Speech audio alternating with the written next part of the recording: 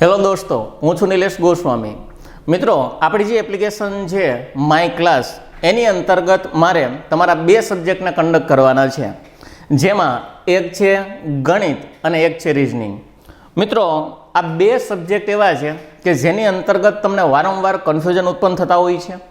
અને બીજા નંબરમાં જ્યારે પરીક્ષાની અંદર ધારો કે આ કોઈપણ પ્રકારના પ્રશ્ન મેથેમેટિક્સ કે રીઝનિંગને લગતા હોય છે, ત્યારે આપણે જનરલી એને છોડી દેતા હોઈએ છીએ। ખાસ એટલે ખાસ અહીંયા એ બાબતને ખાસ ધ્યાનમાં રાખવી જોઈએ કે ભાઈ મેથ્સ અને રિઝનિંગનો કોઈ પણ પ્રકારનો પ્રશ્ન સોલ્વ કરવા માટે તમારે માત્ર ને માત્ર 10 સેકન્ડ થતી હોય છે।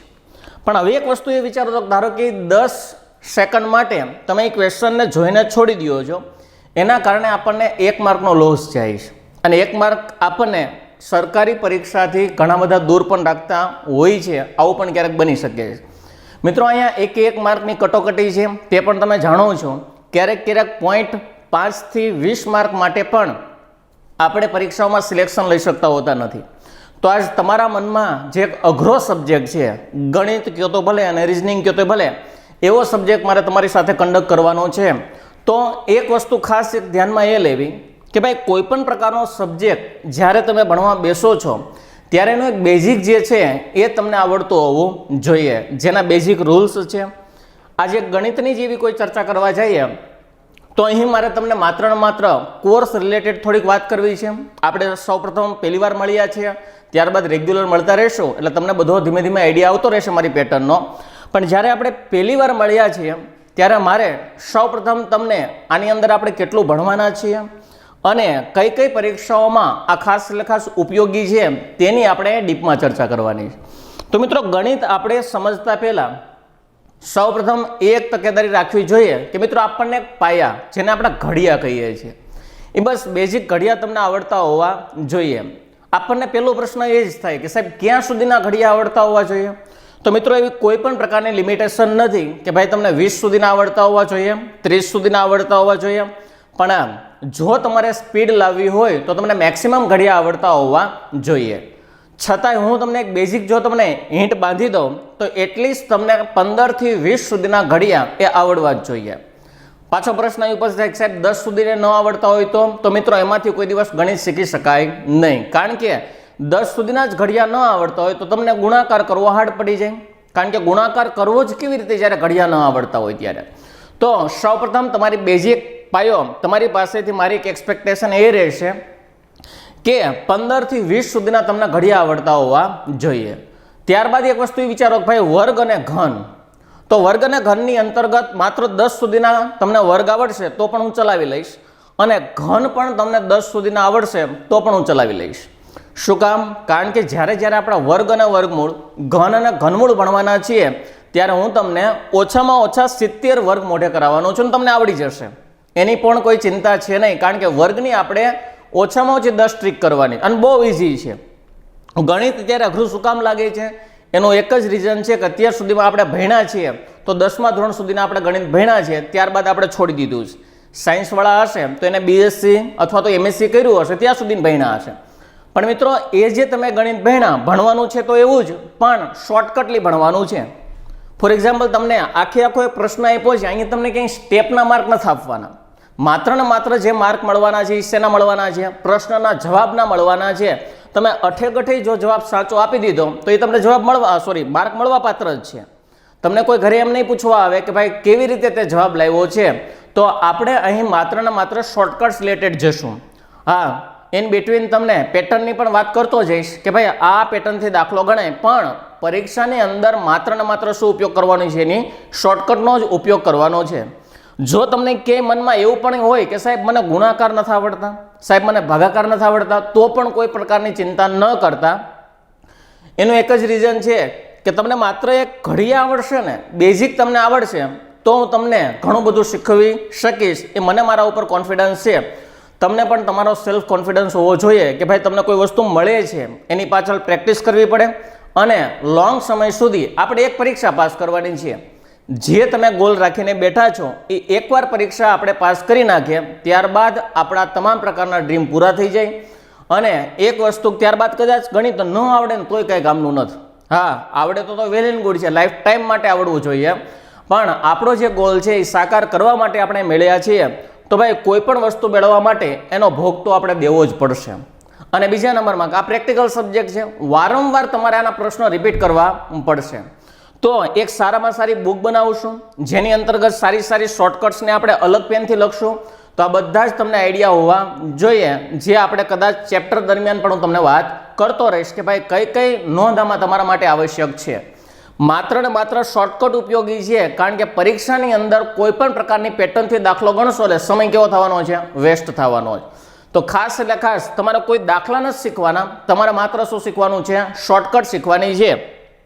તો હવે આપણે આપણા કોર્સની રિલેટેડ વાત કરીએ એ પહેલાં આપણે થોડીક પરીક્ષાઓની વાત કરી લઈએ કે ભાઈ કઈ કઈ પ્રકારની પરીક્ષાઓની અંદર કેટલા માર્કનું પૂછાવાની શક્યતાઓ છે. જો કે તમને આમ બેઝિક આઈડિયા હોય જ છે, પણ છતાં મારા દ્રષ્ટિકોણથી જો વિચારવા જાઓ તો મિત્રો બે પરીક્ષાઓ ઇન્ડિયાની અંદર આવે છે.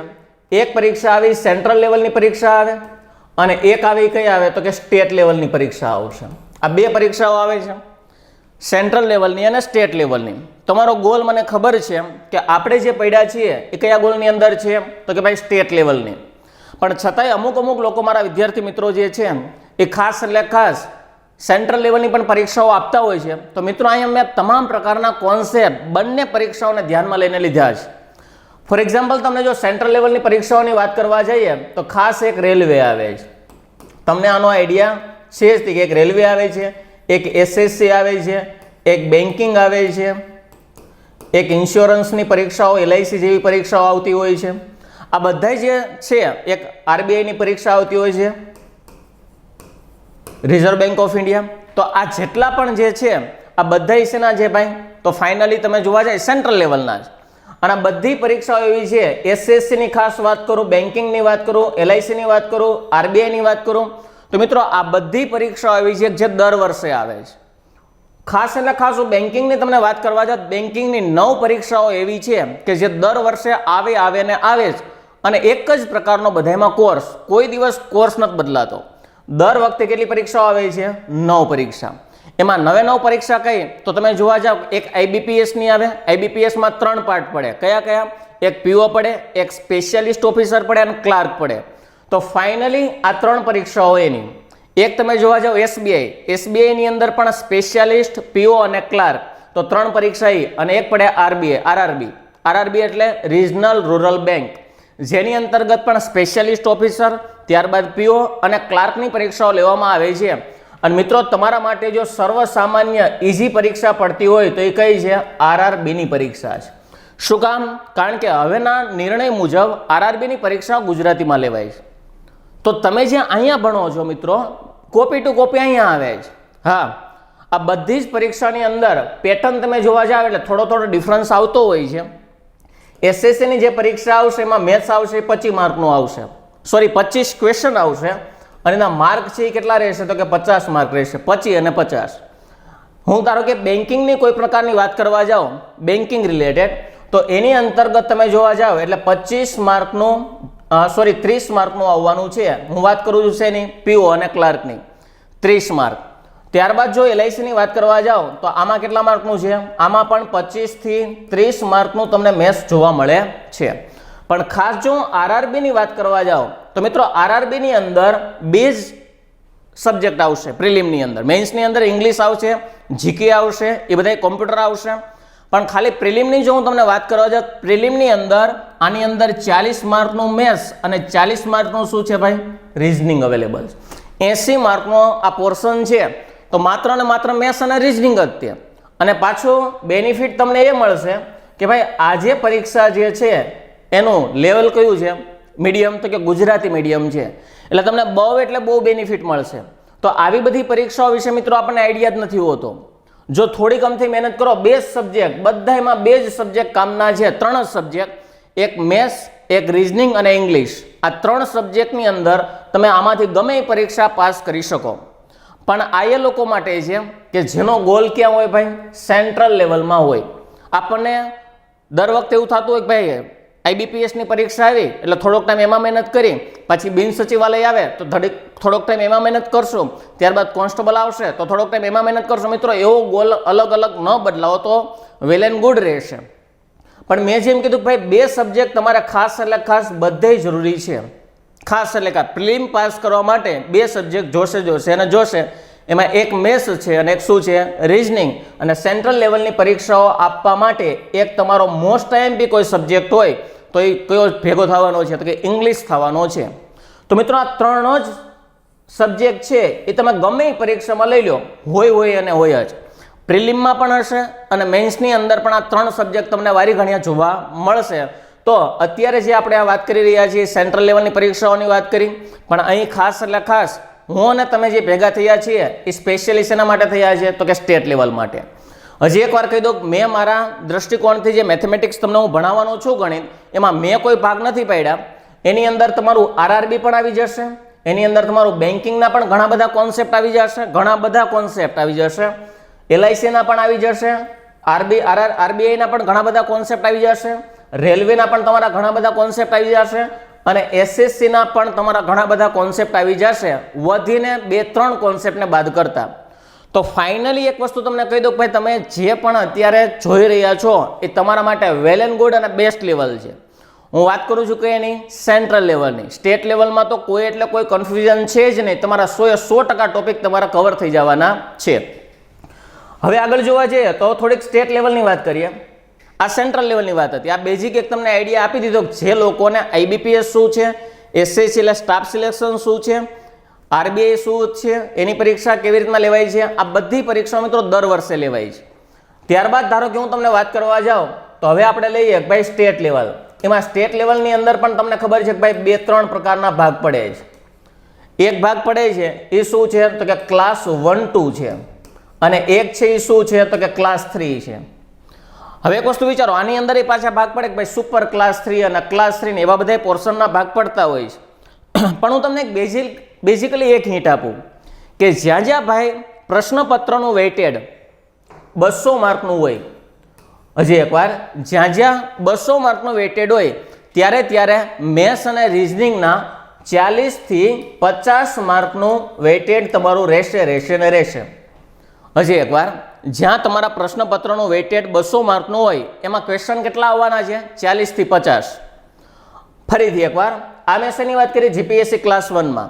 જીપીએસસી ક્લાસ 1 2017ની અંદર 50 માર્કનું મેથ્સ રીઝનિંગ હતું, 2019ની અંદર પણ 50 માર્કનું મેથ્સ રીઝનિંગ તમને જોવા મળેલ છે. શેની વાત કરું છું હું ભાઈ? જીપીએસસી ક્લાસ 1-2 એની અંદર કેટલા માર્કનો આવશે 50. પછી 50ની અંદર કોઈ રેશિયો ન પાડી શકાય કે મેથ્સ કેટલા માર્કનું, રિઝનિંગ કેટલા માર્કનું, પણ અરાઉન્ડ હું કહી દઉં ભાઈ લાસ્ટમાં 34 માર્કનું મેથ્સ હતું અને 16 માર્કનું શું હતું તો કે રિઝનિંગ. આ મેં શેની વાત કરી છે ભાઈ? તમને જનરલી ક્લાસ 1-2ની મેં વાત કરી. તો એક વસ્તુ પ્રિલિમ પાસ કરવા માટે હવે તમે વિચારો તો લાસ્ટમાં એનો કટ ઓફ હતો ને 120 માર્કે એટકો હતો.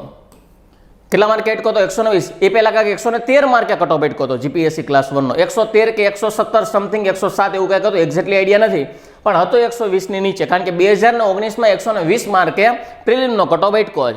હવે તમે મિત્રો એક વસ્તુ વિચારો, આ 50 માર્કનું જે મેથ્સ રીઝનિંગ છે એમાંથી વધુ નહીં તો કાંઈ નહીં, તમે ભાઈ 30 થી 35 માર્ક આમાં કવર કરી લ્યો તો પણ તમને યાર કેટલા માર્કનો બેનિફિટ રહેશે? માત્ર તમારે 85 થી 90 માર્ક ખેંચવાના રહેશે.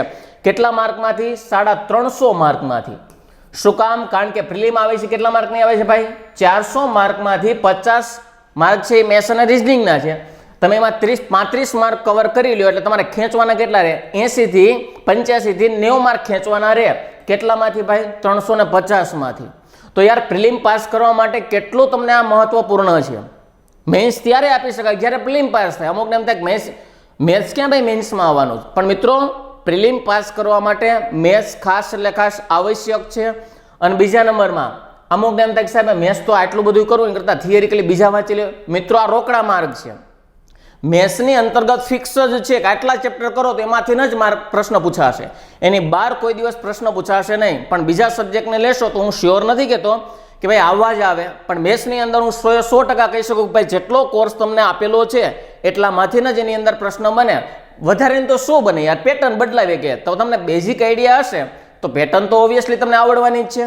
તો ફાઇનલી આ હતી જીપીએસસી ક્લાસ 1. હવે આવતા રહીએ આપણે ક્લાસ 3ની અંદર, જેની અંદર પેલા વાત કરીએ સુપર ક્લાસ 3. તો સુપર ક્લાસ 3ની અંદર તમને ખબર છે કે ભાઈ પીએસઆઈ છે, પીઆઈ છે, ડીવાયએસઓ છે, મામલતદારની પરીક્ષાઓ અલગ અલગ છે. આ બધી પરીક્ષાઓ શેમાં આવે છે? સુપર ક્લાસ 3ની અંદર. અને આની અંદર જે વેઇટેડ છે એ જનરલી કેટલું રહેશે તો કે 25 થી 30 માર્કનું મેથ્સ અને રિઝનિંગનું વેઇટેડ રહેવાનું છે. હજી એકવાર કેટલા માર્કનું રહેવાનું છે? 25 થી 30 માર્ક. તો ફાઇનલી તમને કહી શકું ભાઈ આ બધા જે છે એમાં ખાસ એટલે ખાસ અને વિચારો તો ભાઈ 30 માંથી 30 માર્ક આવી જાય. લ્યો પ્રેક્ટિસ એટલી કરો ને મેથેમેટિક્સનો બેઝિક તમે ફંડા યાદ રાખી લ્યો, પછી એની તાકાત એવો પ્રશ્ન પૂછે તમારા 30 માર્ક કવર થઈ જાય મેથ્સ અને રિઝનિંગના. ક્લાસ 3 ની અંદર તો હું જેટલા ભાગ પાડું ને જેટલું એ લખવા જઈશ ને એટલું ઓછું છે. આમાં અકાઉન્ટન્ટ ઓફિસરની બધું આવી જ જવાનું છે. એમાં 25 થી 30 માર્કનું મેથ્સ રિઝનિંગ આવશે. હવે વિચારો ક્લાસ 3 ના જેટલા ભાગ પાડીએ ને એટલા અલગ અલગ તમને આવડે. તમને ખબર ગૌણ સેવાના એટલા છે, હેડ ક્લાસ, સિનિયર ક્લાર્ક, બેલીફ, પછી આ વિચારો કોન્સ્ટેબલની પરીક્ષાઓ છે અલગ અલગ. હા, લાસ્ટમાં કોન્સ્ટેબલની પરીક્ષાની અંદર કેટલા માર્કનું હતું ભાઈ? 31 માર્કનું મેથ્સ રિઝનિંગ હતું.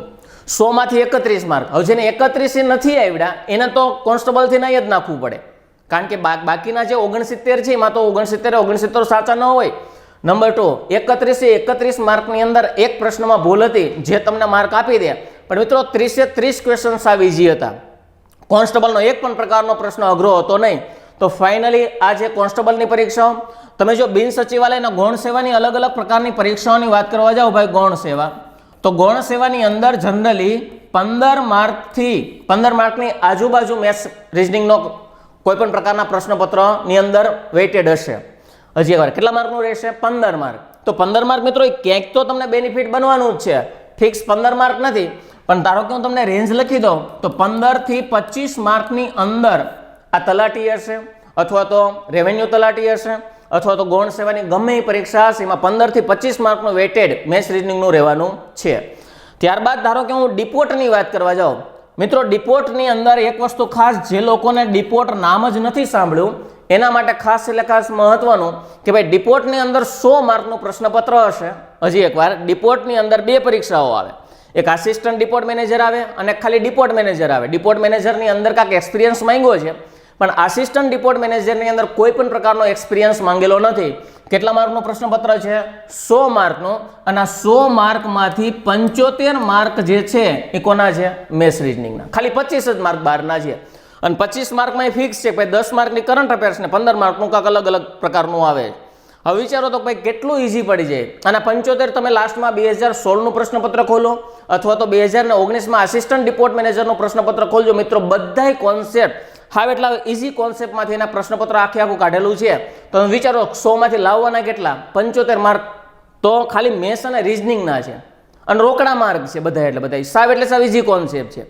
અને અહીં એક ખાસ એટલે ખાસ નોંધનીય બાબત એ છે, સ્ટાર કરીને એટલે લખું છું કે મિત્રો આમાં નેગેટિવ સિસ્ટમ નથી. નેગેટિવ સિસ્ટમ એટલે શું? ખોટો પડે તો માર્ક ન મળે એ તો વેલ એન્ડ ગુડ છે, પણ 0.25 માઇનસ ન થાય. એટલે આની અંદર તમારે ટીક તો 100% કરવાના હોય. આવ્યો નથી, ગયો નથી, હાટ પેલા ફાઇન્ડ કરો કે ભાઈ જવાબ મળે છે કે નહીં. ન મળે તેમ નામ ટીક કરી નાખો, માઇનસ ક્યાં થવાના છે. એટલે ફાઇનલી આ એક પરીક્ષા એવી છે જેમાં માઇનસ સિસ્ટમ નથી. એવી ને એવી સેન્ટ્રલ લેવલની એક પરીક્ષા છે જેને કહેવામાં આવે LIC ક્લાર્કની જે આવે છે આસિસ્ટન્ટની, એની અંદર પણ માઇનસ સિસ્ટમ નથી. અને એક એવી નવી પરીક્ષા ટેટ જેની અંદર અત્યાર સુધીમાં માઇનસ સિસ્ટમ નથી. આગળ કોઈ ડિસિઝન લેવાય તો મને ખ્યાલ નથી કે આગળ હવે ફ્યુચરની અંદર શું પેટર્ન બને, પણ અત્યાર સુધીમાં 3 પરીક્ષાઓની અંદર કોઈ પણ પ્રકારની માઇનસ સિસ્ટમ નથી. તમારે ઈચ્છા હોય એટલે ટીક કરીને નાખવાના, જોકે 100 જ કરવાના હોય. ક્લિયર છે? તો અમે તમને બેઝિક હિન્ટ આપી કે ભાઈ આટલા અલગ અલગ પ્રકારના પ્રશ્નપત્રની અંદર આટલું વસ્તુ કવર થઈ છે. તમારા તમામ પ્રકારના જેટલા પણ હોય, સેન્ટ્રલ લેવલ હોય તો ભલે, અને લાસ્ટમાં તમારું કોન્સ્ટેબલ અથવા તો ડ્રાઇવિંગની પણ અલગ અલગ પ્રકારની કંડક્ટરની પણ આવે છે. એની અંદર પણ મેથ્સ રિઝનિંગનો પોર્શન નાનો તો હોય જ છે. તો મિત્રો કલેક્ટરથી માંડી અને આપણા કંડક્ટર સુધીના તમામ પ્રકારના જેટલા પણ પ્રશ્નો પૂછાય છે એ તમામ પ્રકારના કોર્સ સાથે આપણે મેથેમેટિક્સ ભણવાનું છે. હવે જોવા જઈએ કે આની અંદર આપણે શું ભણવાનું? પહેલાં તો સૌપ્રથમ મિત્રો આપણે કોઈ પણ પ્રકારના સબ્જેક્ટની શરૂઆત કરીએ તો એનું બેઝિક મને ખાસ એટલે ખાસ આવડવું જોઈએ. તો મિત્રો ખાસ હું એમ જ માનું છું કે ભાઈ તમને ઘડિયા સિવાય ગણિતની અંદર બીજું કંઈ આવડતું નથી. કાંઈ એટલે કાંઈ નહીં, સાવ એટલે સાવ કોરી સ્લેટ છો એવું જ હું માનીને આગળ વધવાનું છું. તો સૌપ્રથમ મિત્રો આપણો કોઈ પણ પ્રકારનો કોન્સેપ્ટ આવશે જેને આપણે ગુણાકાર કહીશું. આપણે ગુણાકારની અલગ અલગ પ્રકારની પેટર્ન ભણવાની છે. તમે સોશિયલ મીડિયાની અંદર પણ જોતા હશો, ક્યારેક તમે યુટ્યુબની અંદર પણ જોતા હશો. મિત્રો આમાં ગુણાકારની ઘણી બધી પેટર્ન છે, આપણે બધી પેટર્નો ભણવાની છે. પ્રશ્ન પાછો ગુણાકાર ભણ્યા પછી થાય તો સાહેબ આમાં યાદ કઈ રાખવાની? યાદ તમને જે રહે. શું કામ આવું કહું છું? કારણ કે તમને ખબર જ છે કે ભાઈ મારે કોઈ પણ પ્રકારના પ્રશ્નપત્ર સોલ્વ કરવા માટે શેનું મહત્વ રહેલું છે ભાઈ? સ્પીડનું મહત્વ રહેલું છે. 100 માર્કની અંદર તમને સામે મિનિટ કેટલી મળવાની છે? 60 જ મિનિટ મળવાની છે. આ ખાસ ધ્યાન દેજો. 100 ક્વેશ્ચન ટીક કરવાના છે અને સામે મિનિટ કેટલી છે? 60 જ. એટલે ખાસ તમારી પાસે મિત્રો પહેલી એક આવશ્યકતા એ છે કે તમારી સ્પીડ, કેલ્ક્યુલેશન સ્પીડ જે છે એ તમારી સારી હોવી જોઈએ. અત્યાર સુધીમાં સારી ન હોય તો ચિંતા ન કરતા. અમુક અત્યારથી નથી સાહેબ આપણને જે આવડતું નથી તો મૂકી દો. હજી શીખવાનું છે. આ તો તમને એક પાયો કહું છું કે મિત્રો આ બધું શું કામ આપણે કરવાનું? નકર અમુક ગુણાકાર થોડા શીખવાડવાના હોય. પણ મિત્રો એકવાર તમે આ ખાસ એટલે જોશો ને ત્યારે તમને આઈડિયા આવશે કે ભાઈ આમાં કાંઈક તમને નવીનતા જાણવા મળી. ઘણું બધું નવીન હશે તમારા માટે. એટલે સૌપ્રથમ આપણે જે ભણવાના છીએ શું છે તો કે ગુણાકારની અલગ અલગ પ્રકારની પેટર્ન, કયા ગુણાકારને કેવી રીતના આપણે ટેકલ કરવો, કેવી રીતના એના સ્પીડથી આન્સર લાવવા. આગળ જોવા જઈએ તો એવો ને એવો બીજો પોર્શન છે જેને આપણે ભાગાકાર કહીએ છીએ. તો મિત્રો ભાગાકારની પણ અલગ અલગ પ્રકારની પેટર્નો છે. જેટલી પણ બને છે તમામ પ્રકારની તમને ભાગાકારની પણ પેટર્નો કરવાના છીએ. આ શું હતું કે માત્ર ને માત્ર હું અને તમે એકબીજાને જાણી શકીએ અને મારા અલગ અલગ પ્રકારના પેટર્નથી તમે વાકેફ થાવ ત્યાં સુધીમાં આપણી એક સફર છે. તમારું બેઝિક પણ બંધાઈ જાય અને કેવી રીતના મારી ભણાવવાની સ્ટાઇલ છે, કઈ વસ્તુ છે એનાથી તમે અલગ અલગ રીતે વાકેફ થઈ જાઓ. એટલા માટે આપણે આ બે પોર્શનને ઉપાડ્યા છે કે સૌપ્રથમ આપણે ગુણાકાર ભણશું, ત્યારબાદ આપણે શેની વાત કરશું તો કે ભાગાકારની. હવે જો આગળ વધવા જઈએ તો આગળના પોર્શનની સૌપ્રથમ વાત કરીએ તો આગળ એક પોર્શન લેશું. તમને ખબર છે ભાઈ ગણિતના 3 પ્રકારના ભાગ પડે છે. એમાં અંક ગણિત, એક પડે છે બીજ ગણિત અને એક પડે છે ભૂમિતિ. મિત્રો ઘણા બધા લેક્ચરની અંદર મેં ખાસ જોયેલું છે, ઘણા બધા વિડીયોઝની અંદર, ઘણા બધા ક્લાસીસની અંદર કે ભૂમિતિની અંદર માત્ર ને માત્ર ઉપર છેલ્લું 5 કલાક તમને આપી દે અને એમ કે ભાઈ ભૂમિતિ પૂરું. પણ મિત્રો તમને અને મને બેયને ખબર છે કે આપણે જે 10મા ધોરણની અંદર ભૂમિતિ ભણ્યા એ આપણે ખાલી ગોખીને ગયા હતા કે આ 5 પ્રમેય વર્તુળના 5 પ્રમેય ત્રિકોણના જે પૂછાય એ સીધી સીધો લખ નાખવાનો. પણ અહીં જો ભૂમિતિને ખાસ ભૂમિતિ મને ખબર છે કે મારો ને તમારો બેયનો વીક પોઈન્ટ છે. કદાચ હું તો તમને ઇઝીલી સમજાવી શકીશ, એ તમે સમજશો એટલે તમને આઈડિયા આવશે. પણ મિત્રો મોસ્ટ ઓફ ગુજરાતની અંદર 80 થી 85% લોકો એવા છે જેની અંદર ભૂમિતિ હાવ એટલા નીલ પડ્યું, શૂન્ય પડ્યું છે. ભૂમિતિનો કોઈ એક પ્રશ્ન આપશે ને કે ક્ષેત્રફળ શોધો એટલે એની સાઈડમાં જ કરી દેવાનું. શું કામ? કારણ કે સૂત્ર એટલા આવવાના છે. તો ફાઇનલી આપણે એમના ભૂમિતિનો કોન્સેપ્ટ આવે ત્યારે હું તમને સમજાવું ભાઈ સૂત્રોને કઈ રીતના ટેકલ કરવા, કઈ રીતના યાદ રાખવા, કઈ રીતે બનાવવા. હવે જોવા જઈએ તો અંકગણિતની અંદર સૌપ્રથમ આપણે પહેલું પગથિયું ચડવાનું છે એ આ છે સંખ્યા પદ્ધતિ. ઘણી વખત મને ખબર છે કે ભાઈ ક્લાસીસની અંદર તમને એક નાનું 2 પેજનું એક નાનો લીથો આપી દે અને તમને એમ કે ભાઈ આ થિયરી વાંચતા આવજો. પણ મિત્રો સંખ્યા પદ્ધતિ છે જીપીએસસી ક્લાસ 1 માટે આઈએમપી છે અને ક્લાસ 3માં તો હાડે પ્રશ્ન પૂછાય છે બેઝિકલી. કારણ કે સંખ્યાઓના પ્રકાર કેટલા, કઈ સંખ્યાઓને કેવી રીતના એને હેન્ડલ કરવાની છે, કઈ સંખ્યાની અંદર કેવા પ્રકારના પાર્ટ આવે છે, આ તમને કોઈ શીખવાડતું નથી. પણ આપણે એક પણ પ્રકારનો વીક પોઈન્ટ રહેવા દેવાનો નથી. એની તાકાત હોય ત્યાંથી પ્રશ્ન પૂછે A to Z વસ્તુને આપણે કવર કરી લેવાના છીએ. તો ફાઇનલી પેલું જે ચેપ્ટર રહેશે એ શું રહેશે? સંખ્યા પદ્ધતિ. તમારો સંખ્યાનો જે પોર્શન છે એ તમારી સામે પાવરફુલ હોવો જોઈએ. છે થિયરી પણ છતાંય આપણે એને સમજીને હાલવાનું. શું કામ? કારણ કે ગણિત એક પ્રેક્ટિકલ સબ્જેક્ટ છે જે માત્ર વાંચવાથી આવડી શકતો નથી. તો સંખ્યા પદ્ધતિની અંદર આપણે શું ભણવાના છીએ? તો પહેલું આવે છે સ્થાન કિંમત અને વાસ્તવિક કિંમત. વાત કરું તમને 2014 અને 16ની તલાટીના પ્રશ્નપત્રની અંદર તમને સ્થાન કિંમત અને વાસ્તવિક કિંમત બેયનો પ્રશ્ન પૂછેલો છે. અને સેન્ટ્રલ લેવલની રેલવેની જેવી પરીક્ષાઓ હશે તો એમાં સ્થાન કિંમત અને વાસ્તવિક કિંમત પૂછાશે, પણ એક હાયર લેવલના કોન્સેપ્ટથી પૂછાશે જે તમે કોઈ દિવસ કરેલો હશે નહીં. ખાસ કરીને પોઈન્ટવાળા સ્થાન કિંમત અને વાસ્તવિક કિંમત. તો મિત્રો પોઈન્ટવાળું કેવી રીતના બને, શૂન્યવાળું કેવી રીતના બને, નોર્મલ કેવી રીતે બને એની અહીં આપણે ડીપમાં ચર્ચા કરશું. ત્યારબાદ જો જોવા જઈએ તો મિત્રો ખાસ મહત્વનો ટોપિક છે અવયવો અને અવયવીઓ. આજે છે એ તમારા માટે કેવો ટોપિક રહેશે ભાઈ? આઈએમપી ટોપિક રહેશે. કારણ કે આના પ્રશ્નો તમને વારંવાર જોવા મળશે જ. તમને સીધો જ પ્રશ્ન પૂછાય કે ભાઈ 50 ને કેટલા અવયવો છે? અવયવોનો સરવાળો પૂછાય. ફાઇનલી અવયવોનો તમને સરેરાશ પૂછાય, પૂર્ણ વર્ગ પૂછાય, પૂર્ણ ઘન પૂછાય. અત્યારે જેટલા શબ્દ બોલ્યો એમાં એક પણ શબ્દ ન સમજાણો હોય તો ચિંતા નહીં કરવાની. કારણ કે સરેરાશ આખું ચેપ્ટર છે, પૂર્ણ વર્ગ આખું ચેપ્ટર છે અને પૂર્ણ ઘન પણ આખું ચેપ્ટર છે. એની ચિંતા ન કરતા ખાલી અહીં આપણે બેઝિક માહિતી મેળવીએ છીએ કે શબ્દ તમને થોડા ઘણા અંશે તમે એક આમ તો જાણતા જોઈએ છીએ કે ભાઈ અવયવો અને અવયવો લાઈફમાં ક્યાંક આવી ગયા છે. પણ શું છે એ તમને એક્ઝેક્ટલી આઈડિયા નથી તો એની ચિંતા ન કરવી, એ આવશે ત્યારે એને ડીપમાં હું સમજાવીશ. શોર્ટકટલી કેવી રીતે યાદ રાખવા અથવા તો ફટાફટ તમને આન્સર આવે એની બધી જ પ્રકારની ટ્રીકો આપણે મેળવવાના છીએ. ત્યારબાદ ખાસ એટલે ખાસ આવો ને આવો છે આઈએમપી છે, એવો જ આઈએમપી કોઈ ટોપિક હોય તો એ શું છે? સંખ્યાના પ્રકારો. આપણને પેલો પ્રશ્ન કોઈ પૂછે ભાઈ સંખ્યાના પ્રકારો એટલે મન ફાવે એમ આન્સર દેતા હોઈએ છીએ, એકી સંખ્યાન, બેકી સંખ્યાન, પૂર્ણન, અપૂર્ણન, જેમ ફાવે એમ હાલતું હોય. સમય સંખ્યાન, અસમય, પૂર્ણાંક અમુક વયા જાય ને. પણ મિત્રો સંખ્યાના એક વાસ્તવિક રીતે બે પ્રકાર છે જેની અંદર આખી આખી સંખ્યા આવે. ખાસ એટલે ખાસ આ જે સંખ્યાના પ્રકારો છે એ ધોરણ 7 થી લઈ અને બીએસસી સુધીના તમામ પ્રકારના જે કોર્સ મેથેમેટિક્સનો છે એમાં જનરલી પહેલા બીજા ચેપ્ટરની અંદર તમને કટકા સ્વરૂપે આપેલા હોય છે. હવે તમે વિચારો તો અત્યારથી તમે ચાલુ કરો, 8મું પુસ્તક વાંચો, ધોરણ 9નું વાંચો, પછી અમુકે કોમર્સ કર્યું ને આર્ટ્સ કર્યું પાછા બીએસસી ના લઈને બેસે ને એવું ક્યાંય નથી કરવાનું. ખાલી માત્ર ને માત્ર તમારે વિડીયોને શાંતિથી સાંભળી અને તમારે જાતે બુક બનાવવાની છે, એમાં તમામ પ્રકારનો કોન્સેપ્ટ હું તમને કવર કરાવી દઈશ. તો ફાઇનલી શું આવી ગયું? સંખ્યાના પ્રકારો. ત્યારબાદ જો તમે કહેવા જાઓ ભાઈ સંખ્યાના સરવાળા, પ્રશ્ન એ થાય કે સાહેબ સંખ્યાના સરવાળા થોડા પૂછાય. મિત્રો ખાસ એટલે ખાસ 2019 ની અંદર જીપીએસસી ક્લાસ 2 અકાઉન્ટન્ટ ઓફિસરની પરીક્ષાનો જો પ્રશ્નપત્ર કાઢશો તો એની અંદર તમને સંખ્યાના સરવાળાનો પ્રશ્ન તમને પૂછેલો છે. સંખ્યાના સરવાળા પૂછાય છે અને દર વખતે પણ સંખ્યાના સરવાળાની અંદર જે બેસ્ટ ઓફ 55 મિત્રો આ તમને કોઈ દિવસ ન ખબર હોય ન જ ખબર હોય. આપણે શું હોય સૂત્રના માધ્યમથી ચાલતા હોય મિત્રો, બધું સૂત્રથી ન ચાલે. હજી એકવાર મારા અને તમારા વીક પોઈન્ટ શું છે? સૂત્ર યાદ રહેતા નથી. તો એમાંથી આપણે બાકાત રહી અને એમના પ્રશ્નના જવાબ દેવાના છે. મેં હમણાં જ કીધું કે ભાઈ તમામ પ્રકારના કોન્સેપ્ટ જે છે એ શેના માધ્યમથી ગણવાના છે? તો ફાઇનલી શોર્ટકટ. હા, હું એમ પણ ન કહી શકું ભાઈ જેટલા પણ 100% સૂત્ર છે એ બધાને કાઢી શકીશ, આવું હું ન કહી શકું. શું કામ? કારણ કે અમુક ચેપ્ટર જે છે એ ખાસ એટલે ખાસ સૂત્ર ઉપર જ બનેલા છે. ફોર એક્ઝામ્પલ ભૂમિતિની વાત કરું, ફોર એક્ઝામ્પલ અવયવીકરણની વાત કરું, ફોર એક્ઝામ્પલ તમને આના સરવાળાની વાત કરું, તો એટલું જરૂર કહીશ કે ભાઈ 100% સૂત્ર છે એમાંથી હું તમને ઇઝીલી 70% સૂત્રોમાંથી તમને બંધન મુક્ત કરી દઈશ. 70% સૂત્રને આપણે યાદ નથી રાખવાના, ખાલી કોન્સેપ્ટ સમજવાનો છે. પણ આ 30% જે વસ્તુ છે એને કમ્પલસરી મારે યાદ રાખવી પડશે. ક્લિયર છે? તો 70% અત્યાર સુધીમાં આપણે જે સૂત્ર બધા યાદ રાખીએ છીએ ને એવું નથી રાખવાનું. 70% સૂત્ર યાદ નથી રાખવાના, ખાલી યાદ કેટલા રાખવાના? 30. અને 30માં પણ હું તમને સૂત્ર બનાવતા શીખવાડીશ, ખાલી ગોખાવાનું નથી. તો ફાઇનલી અહીંયા જે વાત કરી કે ભાઈ સંખ્યાના સરવાળા.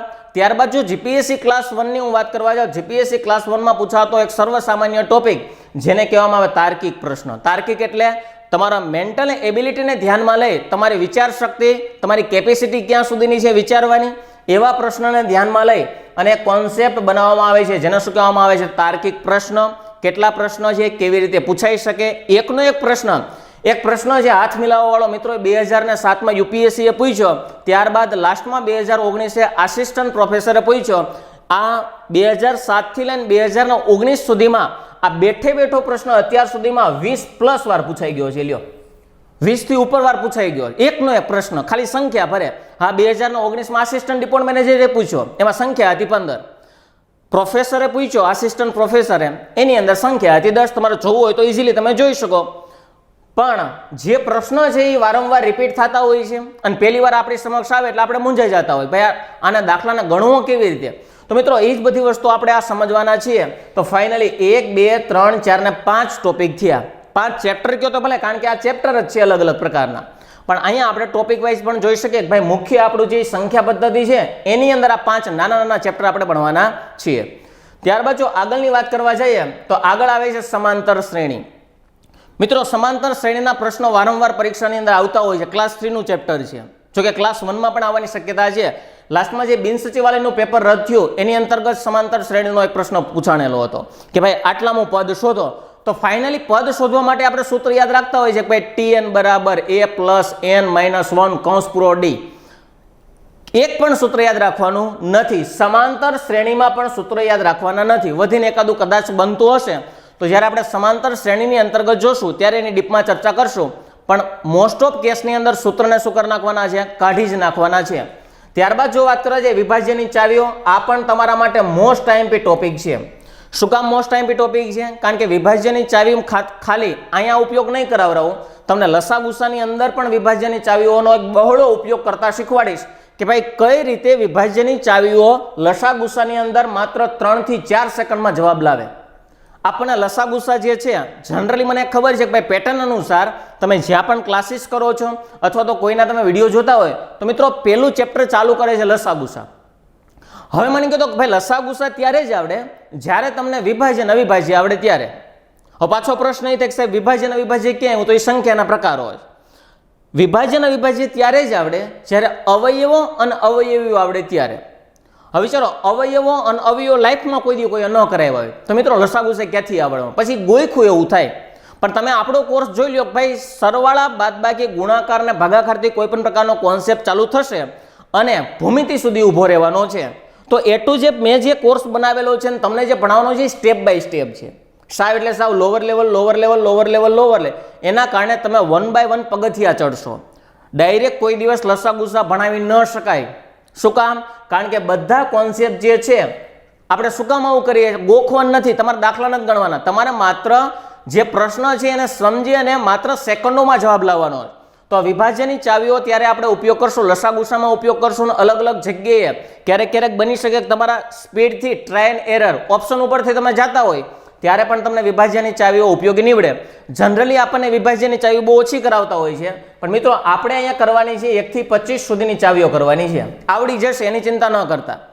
હજી એકવાર જ્યારે હું કોર્સ અહીંયા તમારી સામે મૂકું છું ને તમને એમ થાય કે 25 સુધીની મને કેદી આવડે, પણ એ વિશ્વાસ મારા ઉપર રાખવાનો. 25 સુધીની ચાવીઓ ઇઝીલી આવડી જશે.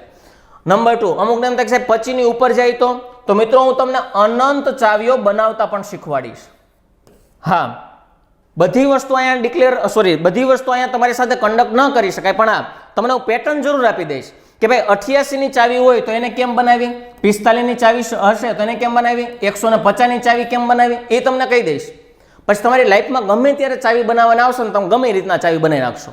ક્લિયર છે? તો એ બેઝિક તમને આઈડિયા જરૂર આપી દઈશ. પછી તમે વિચારો ને કે હું તમને 1 થી ચાલુ કરું, 1 ની ચાવી 2 ની ચાવી, એમ તમને હું 300 સુધી ચાવી લઈ જાઉં તો આપણા 20-30 કલાક તો ખાલી ચાવીઓમાં જ જાય. એટલે એ વસ્તુ તમે સમજી શકો કે તમને હું પેટર્ન દઈ દઉં ભાઈ આવી રીતે ચાવી બને, પછી તમને ઈચ્છા થાય તમે ચાવી બનાવી રાખો.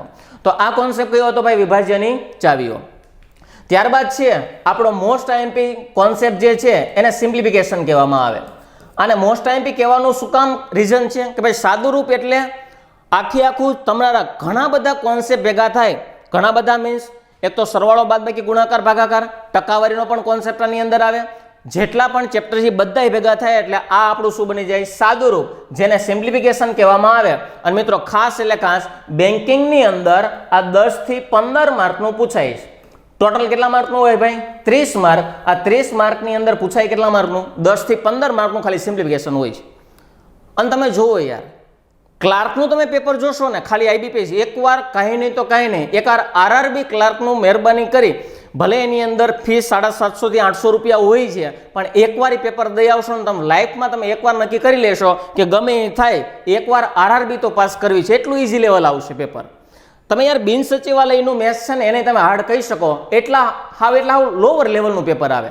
હું તમને ખાલી નાબાર્ડ તમને ખબર છે કે એક બેંક છે અને બેંકનું આવે. મિત્રો કેવો પ્રશ્ન હતો? પ્રશ્ન એવો હતો કે ભાઈ આ ધારો કે મેં એક સંખ્યા લખેલી છે, આ સંખ્યાને શું વચાવી લ્યો, આવો પ્રશ્ન હતો. આવા 2 પ્રશ્ન હતા. હવે આ કોને વાંચતા ન આવડે? 5,03,278. આ કોને વાંચતા ન આવડે? આ પ્રશ્ન નાબાર્ડની અંદર હતો. હા, લેંગ્વેજ એક જ ફેર પડે કે આની અંદર લેંગ્વેજ હશે, ઇંગ્લિશ હશે. હજી એકવાર લેંગ્વેજ કઈ હશે? ઇંગ્લિશ હશે. આરઆરબી ની અંદર ગુજરાતી હશે. બસ આટલા જ ફેર. બાકી આવા પ્રશ્ન એની અંદર હોય છે. આપણે સેન્ટ્રલ સાંભળીએ એટલે જનરલી આપણે શું કરીએ? સ્કીપ કરી દઈએ. ભાઈ સેન્ટ્રલ લેવલની અંદર કોણ પડે? પણ તમે એકવાર એટલીસ્ટ આઈબીપીએસ ની અંદર એકવાર તો ફોર્મ ભરો, એમાં ખાસ કરીને આરઆરબી ની અંદર. આગળ જોવા જઈએ સાદું રૂપ મેં કીધું ભાઈ 10 થી 15 માર્કનો હોય છે. ત્યારબાદ જે કોન્સેપ્ટ છે અપૂર્ણાંક. મિત્રો અપૂર્ણાંક છે એ સંખ્યાનો જ એક પાર્ટ છે, અપૂર્ણાંક અને પૂર્ણાંક સંખ્યા. તો અપૂર્ણાંક જે છે એને કેવી રીતે હેન્ડલ કરવા, પરીક્ષાની અંદર કેવા પ્રશ્નો પૂછાય, ફટાફટ કેવી રીતના જવાબ આપવો, તો આની પણ આપણે ચર્ચા અપૂર્ણાંકની અંદર કરવાના છીએ. ત્યારબાદ જો આગળના કોન્સેપ્ટની વાત કરવા જઈએ તો આવશે વર્ગ અને વર્ગમૂળ. મિત્રો વર્ગ અને વર્ગમૂળની અંદર મને ખબર છે કે તમને શું કરાવેલું હશે, ક્યાંક ક્લાસીસ કર્યા હશે અથવા તો ક્યાંક ને ક્યાંક વિડીયો જોયા હશે. એક તમને વર્ગ કાઢતા શીખવાડ્યો હોય, એક તમને વર્ગમૂળ કાઢતા શીખવાડેલું હોય અને થોડાક દાખલા ગણાવ્યા હોય. પણ મિત્રો પૂર્ણ વર્ગ કોને કહેવાય? મોટામાં મોટી પૂર્ણ વર્ગ કઈ, નાનામાં નાની પૂર્ણ વર્ગ કઈ, 1 થી 200 સુધીમાં કેટલી પૂર્ણ વર્ગ આવે? આવું કોઈ દિવસ કોઈએ કરાવેલું હોતું નથી. હું તમને માત્ર ને માત્ર 2 ચાર્ટ આપવાનો છું. આની અંદર કેટલા ચાર્ટ આપવાના છે તમને? 2 ચાર્ટ. અને 2 ચાર્ટ તમારા માટે મોસ્ટ આઈએમપી છે. તમે લાસ્ટનું 2017નું જીપીએસસી ક્લાસ 1નું પેપર કાઢી શકો. એની અંદર પ્રશ્ન હતો કે ભાઈ 5 આંકડાની મોટામાં મોટી પૂર્ણ વર્ગ સંખ્યા કઈ? હવે મિત્રો ખાસ એટલે ખાસ એ સમજો કે ભાઈ 5 આંકડાની મોટામાં મોટી પૂર્ણ વર્ગ સંખ્યા તમને યાદ કેમ રહે? પણ 6 જ આંકડા યાદ રાખવાના હતા. હજી એકવાર સંખ્યાઓ કેટલી યાદ રાખવાની હતી? 6. એમાં એક સંખ્યા હતી એ 99,800 ને કઈ હતી? 56. હવે પાછો પ્રશ્ન એ થાય કે આ 99,856 છે શું? તો મિત્રો આ 316મો વર્ગ છે. હજી એકવાર કોનો વર્ગ છે? 316. બીજો પ્રશ્ન હું તમને એકવાર એ પૂછું કે એને શું કામ 316 જ પૂછ્યા? જો જેટલું તમને આવડવું જોઈએ એટલી તમારી દૂરદ્રષ્ટિ પણ હોવી જોઈએ કે ભાઈ આવનારી પરીક્ષાની અંદર કેવા પ્રકારના પ્રશ્ન પૂછાઈ શકે. હું વાત કરું છું ક્લાસ 1ની. અહીંયા એક વસ્તુ વિચારો, શું કામ તમને એને 316 જ પૂછ્યા? શું કામ 314 ન પૂછ્યા? શું કામ 315 ન પૂછ્યા? શું કામ 325 ન પૂછ્યા? પણ મિત્રો આ જે છે એ 5 આંકડાની બની, મોટામાં મોટી 5 આંકડાની. હવે પછી વિચારો આના પછી કોણ આવે? 317 આવે તો એ મિત્રો 6 આંકડાની બની જશે. હજી એકવાર, આ કેટલા આંકડાની હતી? 5. આ કેટલાની બનશે? 6. તો 2 જ પ્રશ્ન પરીક્ષાની અંદર પૂછાય, કાં 316નો વર્ગ પૂછાય કાં 317નો વર્ગ પૂછાય, જે આપણે ગોખીને જવાનો. પૂછાયો સીધો જ આન્સર આપી દો. કોઈ દિવસ ક્યાંય એટલે ક્યાંય 518નો પ્રશ્ન ન પૂછાય. ક્લિયર છે? એટલે આ બેઝિક વસ્તુ જે છે આ 31નો પૂછાય, 32નો પૂછાય, પણ શું કામ ભાઈ અહીંયા 78નો વર્ગ ન પૂછાણો? પૂછાઈ શકે, પણ જો તમે 100 ને વટો તો કોઈ દિવસ તમને 127નો વર્ગ ન પૂછે. તો એ શું કામ? કયો કયો પ્રશ્ન પૂછવાની શક્યતા છે, કયો કયો નહીં, એ જ્યારે આપણે વર્ગ અને વર્ગમૂળની વાત કરશું ત્યારે એની ડીપમાં ચર્ચા કરશું. આવું નવું એક બીજું ચેપ્ટર છે જેને શું કહેવામાં? ઘન અને ઘનમૂળ. સ્ક્વેર, સ્ક્વેર રૂટ, ક્યુબ અને ક્યુબ રૂટ. ક્લિયર છે? ઘન અને ઘનમૂળની અંદર પણ બસ આવા જ 1-2 આપણે ચાર્ટ લખશું અને એ જ તમારા માટે મોસ્ટ આઈએમપી રહેશે. પણ વર્ગની અંદર તમને ખાસ કહી દઉં કે તમને મારે 10 ટ્રીકો કરાવવાની છે. આ 10 ટ્રીકની અંદર તમને 1 થી 100 સુધીમાં ઓછામાં ઓછા 70 જે વર્ગ છે એ તમારા કવર થવાના છે. 70 વર્ગના આન્સર તમે મોઢે દેશો. તમને 25 સુધીના વર્ગ પણ આવડતા હશે એ હું શીખવાડી દઈશ તમારે. પણ ક્યારે? વર્ગ અને વર્ગમૂળ આવશે ત્યારે. આગળની વાત કરવા જઈએ, એક આવે છે ઘાત અને ઘાતાંક. મિત્રો દરેક પરીક્ષાની અંદર એકાદો પ્રશ્ન ઘાત ઘાતાંક હોય અને હોય જ. ખાસ કરીને જો જીપીએસસી ક્લાસ 1ની વાત કરવા જઈએ તો એમાં પણ તમને ઘાત અને ઘાતાંકના 2 પ્રશ્નો પૂછવામાં આવે છે. જનરલી માઇનસ વાળી ઘાત ક્યારે બને અથવા તો નીચે માઇનસ હોય તો ઘાતનું શું કરવું, આ બધાની ચર્ચા આપણે શેમાં કરશું? ડીપમાં. ઘાત અને ઘાતાંક. ત્યારબાદ આપણું આવે છે અવયવીકરણ. તો મિત્રો આની અંદર ખાસ એટલે ખાસ ધ્યાનમાં એ તમને અત્યારથી જ કહી દો કે આની અંદર અમુક સૂત્રો યાદ રાખવાના છે. કેટલા સૂત્ર છે, શું છે, એ જ્યારે હું ભણાવીશ ત્યારે હું તમને ડીપમાં કહીશ. પણ આ સૂત્ર જે છે એને શું કરવાના છે? યાદ રાખવાના છે. પણ આ જેટલા સૂત્ર છે એની પાસે એક શોર્ટકટ પણ હશે. હું તમને એમ કહી દઈશ કે ભાઈ ધારો કે આવું કંઈક બંધારણ બને છે, એનો જવાબ 4 જ આવે. હજી એકવાર, આવું કંઈક બંધારણ બને છે એનો જવાબ કેટલો આવે? ખાલી 4 જ આવે. તો મિત્રો એમાંથી નહીં તમને બાકાત છે. લ્યો, સૂત્ર છે નો ડાઉટ, પણ એમાંથી નહીં તમને અમુક વસ્તુના પોર્શનમાંથી મેં તમને બાકાત આપી દીધેલી છે. બધાય તમારે સૂત્રો પણ યાદ રાખવાના નથી. કોન્સેપ્ટ સમજીને ચાલવાનું છે. ત્યારબાદ એક આપણું છે સમીકરણ અને બીજગણિત. આ જે ચેપ્ટર છે એ ખાસ એટલે ખાસ જે લોકો જીપીએસસી ક્લાસ 1ની તૈયારી કરી રહ્યા છે એના માટે આ ખાસ એટલે ખાસ મોસ્ટ આઈએમપી છે. એટલીસ્ટ જીપીએસસી ક્લાસ 1 પ્રશ્નપત્ર જે બનાવે છે એ પ્રશ્ન ક્યાંથી કાઢે છે એ હું તમને ન કહી શકું, પણ એટલીસ્ટ તમને એટલું જરૂર કહી દઈશ કે ભાઈ આવા પ્રશ્ન જે છે એવા પરીક્ષાની અંદર પૂછાય છે. જ્યારે તમે જીપીએસસી ક્લાસ 1ની તૈયારી કરો છો ત્યારે એક શ્યોરથી શ્યોર કહી દઈશ કે ભાઈ અગાઉના પેપરને જોવો અને પછી આ ચેપ્ટરમાં જોજો કે ભાઈ તમને શું લેવલના પ્રશ્નો જોવા મળ્યા છે કે નહીં. હશે જ તે, હોય જ તેનો, હોવા જ જોઈએ. કારણ કે આપણે યાર કોઈ પણ વસ્તુને ફી ભરીને આપીએ છીએ ત્યારે આપણો પૂર્ણ હક બને છે એ વસ્તુનો પૂરેપૂરો ઉપયોગ કરીએ. ત્યારબાદ જો આગળની વાત કરવા જઈએ તો હવે આપણું ચેપ્ટર આવ્યું લસા અને ગુસા, જે આપણને ગામ પહેલાં ભણાવતું હોય છે કે ભાઈ હાલો ચાલુ કરશું લસા અને ગુસા. પણ ભાઈ બેઝિક તો શીખવાડ. બેઝિક વગર કોઈ પણ કોન્સેપ્ટ કેમ મગજમાં ઉતરશે? લસા ગુસા તો પાયો છે. લસા ગુસા નહીં આવડે તો આગળ કાંઈ નહીં આવડે. પણ લસા ગુસા પહેલાં અગાઉનો જે પાયો છે એ તો શીખવાડ અમને. એટલા માટે આપણે અહીંયા શું કર્યું છે? લસા ગુસાને આપણો આખો અત્યાર સુધીમાં જે વસ્તુ કરી એમાં આપણો પાયો થોડોક મજબૂત થઈ ગયો હોય. હવે આપણે હાયર લેવલના ચેપ્ટરની અંદર આપણે જવાના છીએ. તો ભાઈ હવે શું આવી ગયું? લસા ગુસા. ત્યારબાદ એક આવે છે ટકાવારી, જેને આપણે પર્સન્ટેજ પણ કહીએ છીએ. તો ફાઇનલી અહીંયા ટકાવારીની બનતી રીતો, એની શોર્ટકટ્સ. ટકાવારીની અંદર પણ તમને એક ચાર્ટ આપવાનો છે. આ ચાર્ટમાંથી ઓછામાં ઓછા 200+ ક્વેશ્ચન બનશે. હજી એકવાર, ચાર્ટમાંથી પણ કેટલા ક્વેશ્ચન બનવાના છે? 200+ ક્વેશ્ચન બનવાના છે. મિત્રો ચાર્ટ જ યાદ રાખવાના. આવ્યો નથી ચાર્ટમાં જોઈને દીધું નથી, આવ્યો નથી દીધું નથી. બંને એટલી શોર્ટકટથી ચાલશો તો જ કોઈ પણ પ્રકારના પ્રશ્નનો જવાબ તમે ઓછામાં ઓછી સેકન્ડમાં લાવી શકશો. આગળ એવું ને એવું એક ચેપ્ટર છે જેને આપણે શું કહીએ છીએ? નફો ખોટ, પ્રોફિટ એન્ડ લોસ. એની અંતર્ગત પેટર્નો જે છે, લિમિટ છે, એની અંતર્ગત પણ શોર્ટકટ છે. અમુક ટકાવારીના કોન્સેપ્ટ નફાખોટમાં આવે, અમુક આમાં પણ આવી જતા હોય. બેને કેવી રીતના હેન્ડલ કરવા એની અહીંયા ડીપમાં ચર્ચા કરશું. ત્યારબાદ આગળનો જે કોન્સેપ્ટ છે એ શું છે? સાદું વ્યાજ. સાદું વ્યાજ આવે ને એટલે આપણને આવું યાદ આવે કે ભાઈ I બરાબર PRN અને છેદમાં શું આવશે? તો કે 100. મિત્રો ક્યાંય એટલે ક્યાંય આપણા કેસમાં આવું ક્યાંય આવશે નહીં. સૂત્ર જ ક્યાંય નહીં દેખાય. માત્ર ને માત્ર આપણે જે તારણ કાઢીએ છીએ તારણ જ તમારી સમક્ષ આવવાના છે. અને આઈ એમ શ્યોર કે જ્યારે આ ચેપ્ટર તમારું પૂર્ણ થશે ત્યારે તમને બધાને સાદું વ્યાજ ઇઝીલી આવડતું હશે. માત્ર સાદું વ્યાજ એક જ નહીં, આગળનું જે છે એ પણ તમને ચક્રવૃદ્ધિ વ્યાજ જે છે એ આવડતું હશે. ચક્રવૃદ્ધિ વ્યાજની અંદર હું તમને અત્યારથી એક વસ્તુ કહી દઉં કે ભાઈ જે ચક્રવૃદ્ધિ વ્યાજનું સૂત્ર જે છે એ સૂત્ર એક સારામાં સારું કોઈ પણ પ્રકારની બુકમાંથી ગોતી અને એકવાર લખી નાખવાનું, પછી આપણે ક્યાંય ઉપયોગ કરશું નહીં. શું કામ? કારણ કે ચક્રવૃદ્ધિ વ્યાજનું સૂત્ર બેઠે બેઠું પરીક્ષામાં પૂછાય તો તમને કામ આવશે. દાખલા ગણવામાં હું ક્યાંય ઉપયોગ કરીશ નહીં. હજી એકવાર, સાદા વ્યાજમાં પણ સૂત્ર નહીં આવે અને ચક્રવૃદ્ધિ વ્યાજમાં પણ નહીં આવે. તો મિત્રો પેલા બે ચેપ્ટરને આપણે અલગ અલગ ભણશું કોન્સેપ્ટ વાઇઝ કે ભાઈ સાદું વ્યાજ શું છે એને અલગ ભણશું, ચક્રવૃદ્ધિ વ્યાજ પણ શું છે એને અલગ ભણશું. પછી બેનું કોમ્બિનેશન ભણશું. કોમ્બિનેશન એટલે શું? કે ભાઈ સાદું વ્યાજ અને ચક્રવૃદ્ધિ વ્યાજ બેના ભેગા જે કોન્સેપ્ટ આવે છે એની અંદર આપણે ડીપમાં ચર્ચા કરવાના છીએ. હવે થાય છે થોડાક હાયર લેવલ ઉપર. તો ફાઇનલી આગળ જે છે મધ્યક, મધ્યસ્થ અને બહુલક, જીપીએસસી ક્લાસ 1 લઈ લો, ક્લાસ 3 લઈ લો, દરેકમાં આને આપણે સરેરાશ પણ કહીએ છીએ. દરેકમાં એક કોન્સેપ્ટ તો હોય અને હોય જ. ક્લિયર છે? તો આ આપણો સરેરાશનો કોન્સેપ્ટ છે. આની અંદર વિચારો તો ભાઈ મધ્યક કોને કહેવાય એ કદાચ આપણને આઈડિયા હોય, પણ મધ્યસ્થ અને બહુલક કોને કહેવામાં આવે એ જનરલી બહુ ઓછો આઈડિયા હોય છે.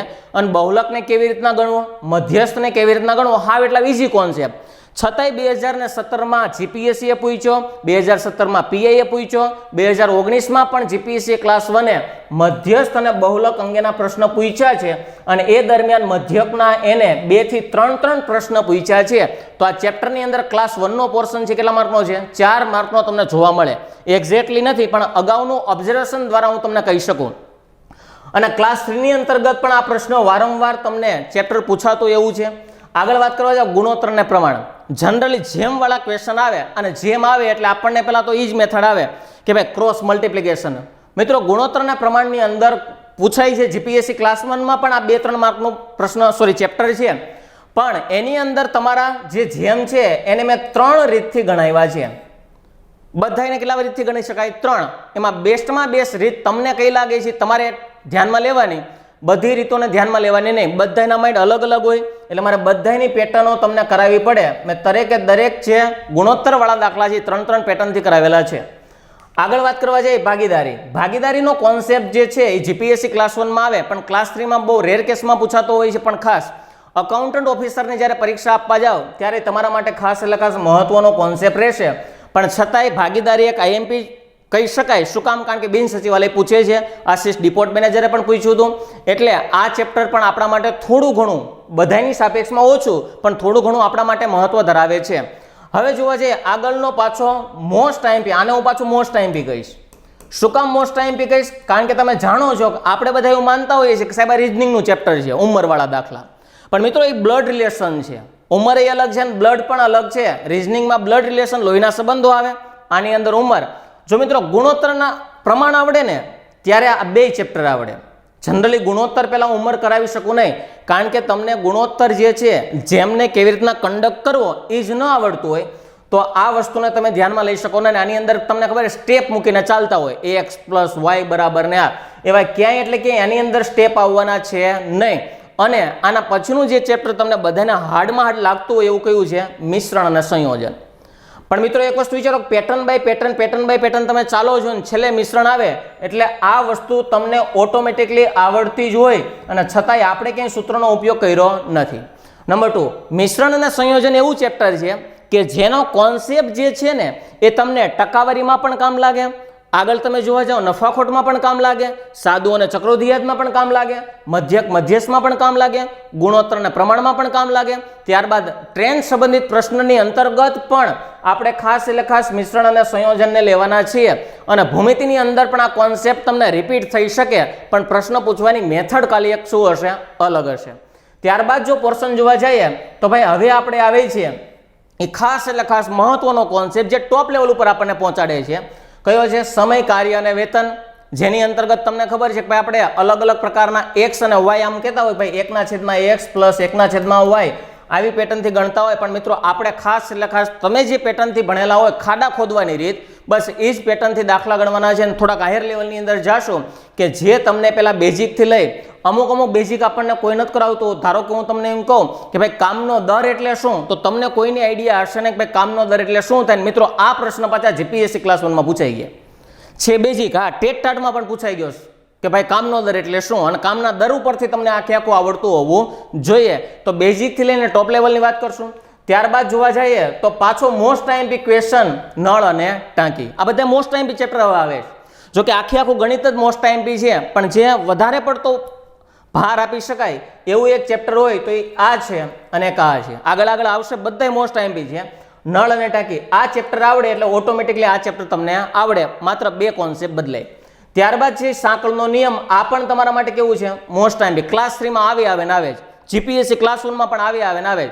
કદાચ જ્યાં નળ અને ટાંકી ન હોય ત્યાં સાંકળનો નિયમ તો હોય જ. તે ક્લિયર છે? તો એની પણ આપણે વાત કરશું.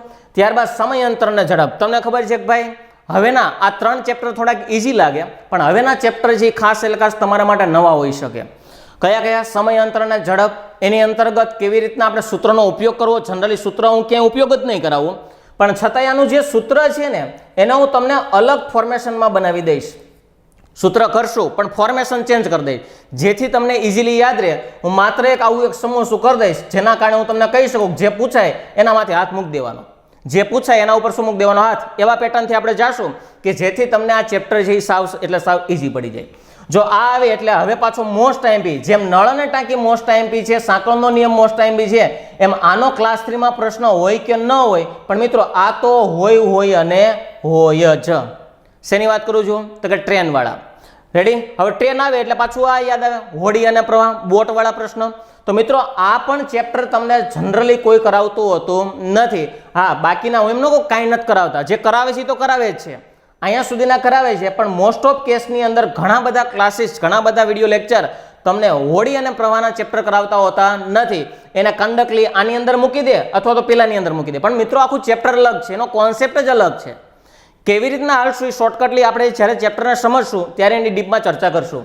ત્યારબાદ હવે માત્ર ને માત્ર ક્લાસ 1 અંગેની વાત કરવા જઈએ તો સંભાવના ક્લાસ 3 ની અંદર આવે પણ બહુ બેઝિક કોન્સેપ્ટ આવે, પણ ડીપમાં જો સમજવા જાવ તો સંભાવના એક આખું ચેપ્ટર છે જે ધોરણ 8 અને 9 ની અંદરથી ચાલુ થાય અને કોમર્સની અંદર આંકડાશાસ્ત્રની અંદર પણ તમને જોવા મળશે 11-12 ની અંદર.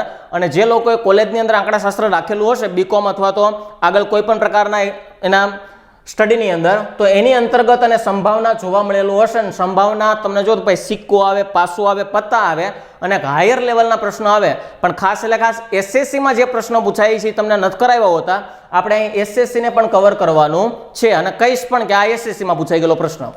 ત્યારબાદ જો જોવા જઈએ ક્રમચય અને સંચય. મિત્રો સંભાવના આખું ગામ કરાવે પણ જનરલી આ કોઈ કરાવતું હોતું નથી, કારણ કે સંભાવના અને ક્રમચય અને સંચય બે એક પ્રકારના પાર્ટ જ છે. પરમ્યુટેશન અને કોમ્બિનેશનના જ બે ભાગ છે, પરમ્યુટેશન અને કોમ્બિનેશન. પાછો પ્રશ્ન એ થાય કે સાહેબ આ પરમ્યુટેશન શું છે, આ કોમ્બિનેશન શું છે? તો જ્યારે એને ડીપમાં સમજશું ત્યારે એની ચર્ચા કરીશ કે ભાઈ પરમ્યુટેશન કોને કહેવાય, કોમ્બિનેશન કોને કહેવાય, બેને ગણતરી કરવાની રીત અલગ છે. ત્યારબાદ જો જોવા જઈએ તો આપણું ખાસ એટલે ખાસ આ જીપીએસસી ક્લાસ 1 માટેનું, ડીવાયએસઓ માટેનું અને પીઆઈ માટેનું આ અલગ અલગ છે, જ્યાં તમને ટૂંકમાં મેથેમેટિક્સનો પોર્શન 30+ આપેલો હોય, 25 થી 30+. એની અંદર તમને આ ચેપ્ટર જોવા મળશે. કયું? માહિતીનું અર્થઘટન. માહિતીનું અર્થઘટન એટલે શું? તમને એક ચાર્ટ આપેલો હોય અને ચાર્ટ ઉપરથી તમને શું પૂછેલા હોય? અલગ અલગ પ્રકારના પ્રશ્ન પૂછેલા હોય 4 પણ પ્રશ્ન હોઈ શકે અને 5 પણ પ્રશ્ન હોઈ શકે, પીએસઆઈની અંદર પૂછાઈ શકે, પણ ક્લાસ 3ની અંદર કે જ્યાં 15 થી 20 માર્કનું વેટેડ હોય એની અંદર કોઈ દિવસ માહિતીનું વર્ગઘટન પૂછાતું નથી. આને આપણે ડેટા ઇન્ટરપ્રિટેશન પણ કહીએ છીએ. ક્લિયર છે? આગળ હવે આવે છે ભૂમિતિનો પોર્શન. અત્યાર સુધીમાં શું હતું ભાઈ? અંક ગણિત અને બીજગણિતના જોયા. તમે જોજો એક્ઝેક્ટ તમે ટોટલ મારશો એટલે 37 કોન્સેપ્ટ થવાના છે, 37 ચેપ્ટર થશે. હજી એકવાર કેટલા ચેપ્ટર થઈ ગયા ભાઈ? 37. અલગ અલગ પ્રકારના 37. મિત્રો આટલો વાઇડ કોન્સેપ્ટ, આટલો ડીપમાં કોન્સેપ્ટ કોઈ દિવસ કોઈ ભણાવ્યો હશે નહીં અને થશે પણ નહીં. મેં મેક્સિમમ કોશિશ કરેલી છે કે તમને તમામ પ્રકારના કોન્સેપ્ટ તમારા આવી જાય. આગળ જો ભૂમિતિની હું વાત કરવા જાઉં તો ભૂમિતિની અંદર સૌપ્રથમ આપણે ચાલુ કરશું ભૂમિતિનો પાયો કે ભાઈ બિંદુ શું છે, બિંદુથી ઘનફળ સુધી આપણે જવાનું છે. તો સૌપ્રથમ આપણે શું જોવાનું છે? ભૂમિતિનો પાયો. ત્યારબાદ આપણે એક જોશું ચોરસ, ત્યારબાદ આપણે જોશું લંબચોરસ, ત્યારબાદ આપણે જોશું બહુકોણ અને ત્યારબાદ આપણે શું જોવાના છીએ? ત્રિકોણ. અને છેલ્લે આવશે શું કહેવાય? વર્તુળ. તો આટલા કોન્સેપ્ટ આપણે બેઝિક છે કે જેની અંતર્ગત તમને ભૂમિતિનો પાયો આવડે. ત્યારબાદ જો 1 by 1 તમે આગળ વધવા જાઓ એટલે ઇઝીલી તમે કોઈ પણ પ્રકારના કોન્સેપ્ટને સમજી શકો. હવે અહીંયા એક આપણો પાયો પૂરો થયો. ક્યાં પૂરો થયો ભાઈ? વર્તુળ. વર્તુળ પૂરું થાય ત્યાંથી હાયર લેવલના પ્રશ્ન શરૂ થશે.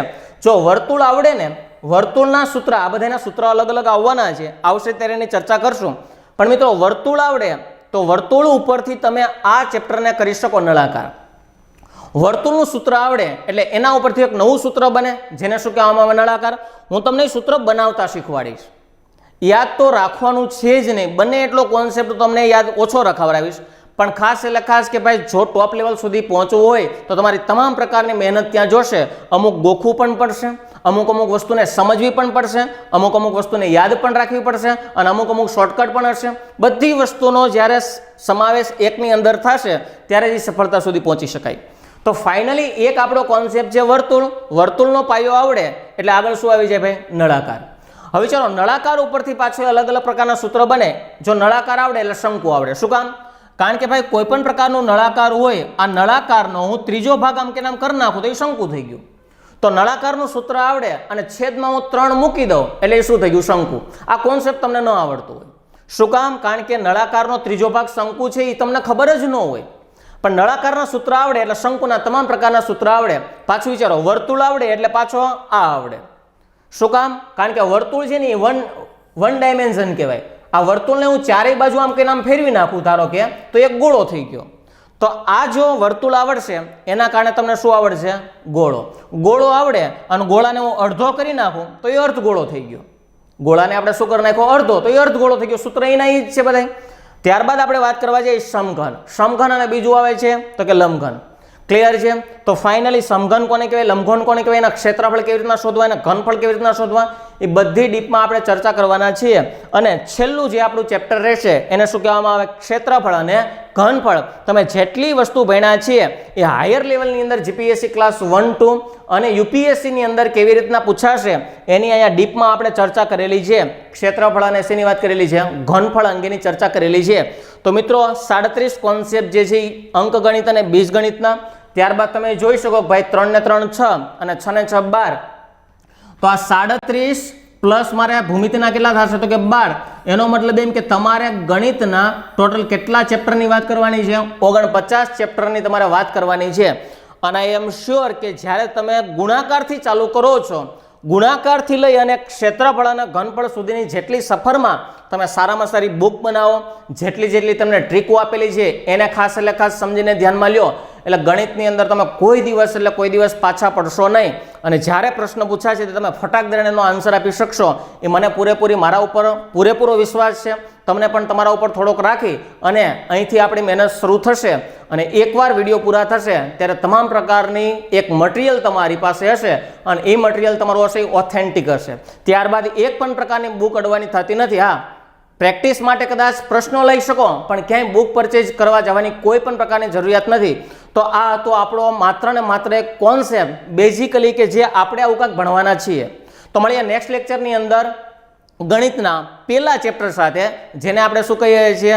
ગુણાકાર કહીએ છીએ. અને ગુણાકાર બાદ ભાગાકાર કરી અને ગણિતની આપણે સફર શરૂ કરશું. ત્યાં સુધી થેન્ક યુ વેરી મચ.